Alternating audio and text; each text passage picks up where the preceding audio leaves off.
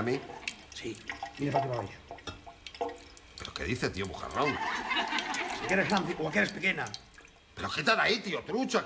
Que no me caliente yo que empieza a llover, hostia, ¿eh? Pero si quieres a botella grande o quieres a botella pequeña.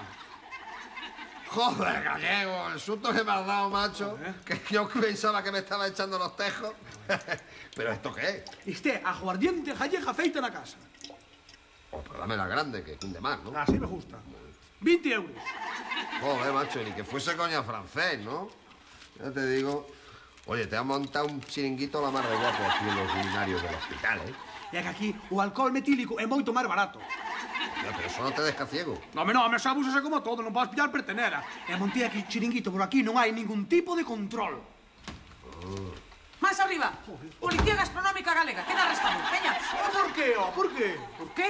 Por destilar aguardente nos urinarios dos Sergas. É donde quita usted que aquí se destila aguardiente? Do alambique que tes aquí montado. Esto non é o alambique, que está un marcapaso. A verdade que lle podo pedir outra cousa, porque dixo yo a tontería que non hai que non crea.